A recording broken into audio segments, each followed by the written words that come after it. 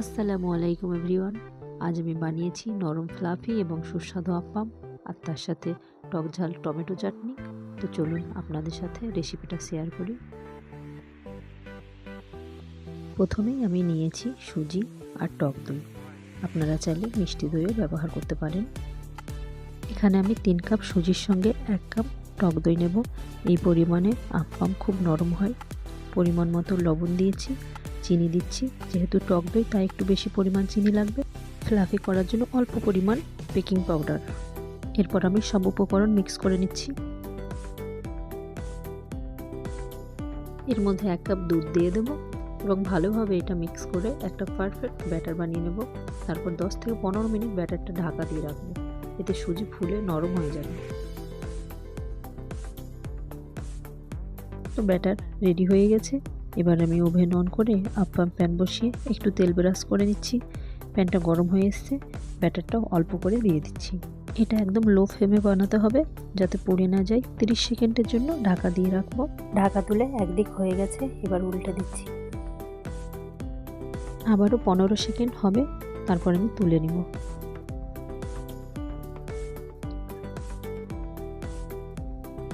এইভাবে সব আপ্পামগুলো আমি বানিয়ে নেব।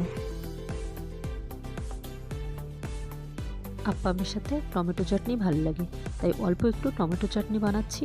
এখানে টমেটোর সাথে আদা ও রসুন নিয়েছি। টমেটোগুলো এবার আমি ছোট ছোট টুকরো করে কেটে নিচ্ছি। আর একটু কেটে নিচ্ছি পেঁয়াজ। কড়াইয়ের মধ্যে তেল দিলাম। তেলের মধ্যে অল্প পরিমাণ ছোলার ডাল, রসুন, আদা, 3টে শুকনো লঙ্কা আর পেঁয়াজ কুচি একটু নেড়ে নিয়ে ওর মধ্যে দিয়ে দেব টমেটো।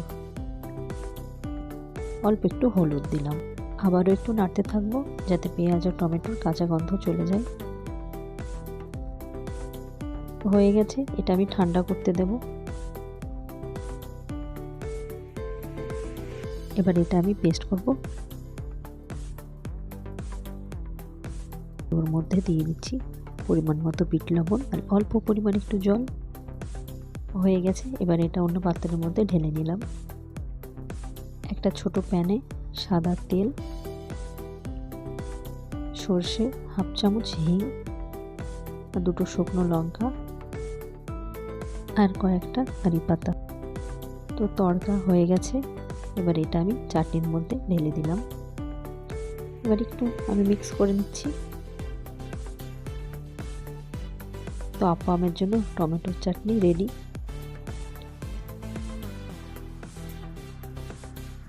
সাধারণ উপকরণে অল্প সময়ে তৈরি হওয়া আপ্পাম এবং টমেটো আদা রসুনের সংমিশ্রণে তৈরি টক ঝাল টমেটো চাটনি, যা প্রায় সবার পছন্দের হালকা ও স্বাস্থ্যকর একটা খাবার।